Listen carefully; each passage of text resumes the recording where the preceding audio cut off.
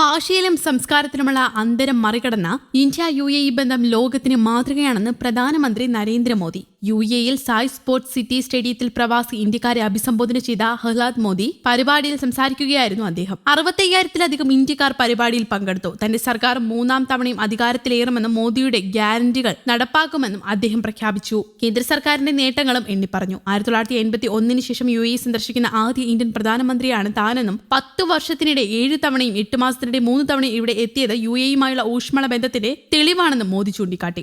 UAEയിൽ CBSE office തുറക്കുമെന്ന് പ്രധാനമന്ത്രി പറഞ്ഞു. ഇരു രാജ്യങ്ങളും വികസന പങ്കാളികളാണ്. ഇരു രാജ്യങ്ങളും ഒന്നിച്ചു നീങ്ങുന്നു. എല്ലാ ദിശയിലും സഹകരണം പുതിയ ഊർജ്ജം നൽകുന്നു. UAE ഇന്ന് ഭാരതത്തിന്റെ 3ാമത്തെ വലിയ വിപണി പങ്കാളിയാണെന്നും 7ാമത്തെ വലിയ നിക്ഷേപ രാജ്യവുമാണ്. ഇരു രാജ്യങ്ങൾക്കുമിടയിൽ നടപടിക്രമങ്ങൾ ലഘൂകരിക്കാനും സാമ്പത്തിക നടപടികൾ ഏകീകരിക്കാനും നടപടികൾ സ്വീകരിച്ചു.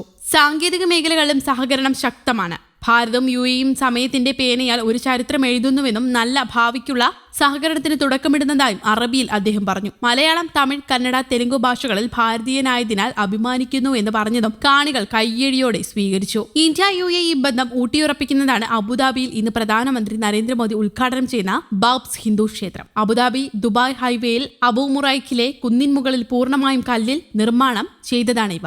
UAEയിൽ ആദ്യ ഹിന്ദു ക്ഷേത്രമാണ്. മാർച്ച് 1 മുതലാണ് പൊതുജനത്തിന് പ്രവേശനം. 2014 നരേന്ദ്രമോദി അധികാരമേറ്റതിന് തൊട്ടുപിന്നാലെ ക്ഷേത്രം നിർമ്മിക്കാൻ നീക്കം തുടങ്ങി. 2015 മോദിയുടെ ആദ്യ സന്ദർശന വേളയിൽ UAE സർക്കാർ ക്ഷേത്രത്തിന് 13.5 ഏക്കർ അനുവദിച്ചു. ഇന്ദിരാഗാന്ധിക്ക് ശേഷം ഗൾഫ് രാഷ്ട്രത്തിലേക്കുള്ള ഇന്ത്യൻ പ്രധാനമന്ത്രിയുടെ സന്ദർശനം വളരെ പ്രധാനപ്പെട്ട ഒന്നായിരുന്നു. ഇതിനെ അടയാളപ്പെടുത്തുന്ന സുപ്രധാന തീരുമാനമായിരുന്നു അത്. 2019 13.5 ഏക്കർ ഭൂമി കൂടി അനുവദിച്ചു. മൊത്തം 27 ഏക്കർ. 2018 തന്റെ 2ാം സന്ദർശനത്തിനിടെ ദുബായ് ഓപ്പറ ഹൌസിൽ നടന്ന ചടങ്ങിൽ വീഡിയോ കോൺഫറൻസിലൂടെ മോദി ക്ഷേത്രത്തിന് തറക്കല്ലിട്ടു. 2 ടീമുകൾക്കിടെ മോദിയുടെ 7ാം UAE സന്ദർശനമാണ് ഇപ്പോഴത്തേത്. സ്വാമിനാരായണൻ, അക്ഷരം പുരുഷോത്തം, രാധാകൃഷ്ണൻ, രാമൻ, സീത, ലക്ഷ്മണൻ, ഹനുമാൻ, ശിവപാർവതി, ഗണപതി, കാർത്തികേയൻ, പത്മാവതി, വെങ്കടേശ്വരൻ, ജഗന്നാഥൻ, അയ്യപ്പൻ, ബോഷൻ സൻവാസി, അക്ഷര പുരുഷോത്തം, സ്വാമിനാരായണൻ സംസ്ഥ എന്നിവയാണ് പ്രധാന മൂർത്തികൾ. സ്വാമിനാരായണ സമ്പ്രദായം പിന്തുടരുന്ന ഹിന്ദു വിഭാഗവുമുണ്ട്. സ്വാമിനാരായണൻ ശ്രീകൃഷ്ണന്റെ അവതാരമെന്ന വിശ്വാസം നിർമ്മാണ ചെലവ് 400 ദശലക്ഷം ദിർഹം, ഏകദേശം 700 കോടി രൂപയാണ് ഇവയുടെ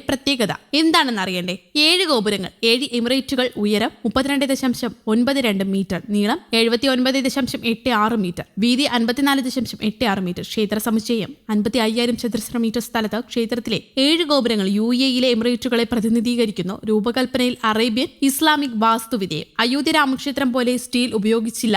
നിർമ്മാണം രാജസ്ഥാനിലെ ഭരത്പൂരിൽ നിന്നുള്ള കല്ലുകൾ ഉപയോഗിച്ച് രാജസ്ഥാനിൽ കൊത്തുപടി പൂർത്തിയാക്കിയ ശേഷം ദുബായിലെത്തിച്ച് കൂട്ടിച്ചേർത്തു. തറയിൽ ഇറ്റാലിയൻ മാർബിൾ, 402 വെളുത്ത മാർബിൾ തൂണുകൾ കൊത്തിയെടുത്തത് രാജസ്ഥാനിൽ നിന്നും ഗുജറാത്തിൽ നിന്നുമുള്ള 2000 കരകൗശല വിദഗ്ധർ. പ്രാർത്ഥനാ ഹാളുകൾ, സന്ദർശക കേന്ദ്രം, തീമാറ്റിക് ഗാർഡനുകൾ, ക്ലാസ് മുറികൾ, പ്രദർശന കേന്ദ്രങ്ങൾ, കുട്ടികൾക്ക് കളിസ്ഥലങ്ങൾ, ഭൂകമ്പ സൂചന നൽകാൻ അടിത്തറയിൽ ഏകദേശം 100 സെൻസറുകൾ. ഇത്തരം പ്രത്യേകതകൾ അടങ്ങിയതാണ് പുതിയതായി UAEയിൽ പണി കഴിപ്പിക്കുന്ന പുതിയ ക്ഷേത്രം. News desk, Kerala Kaumudi.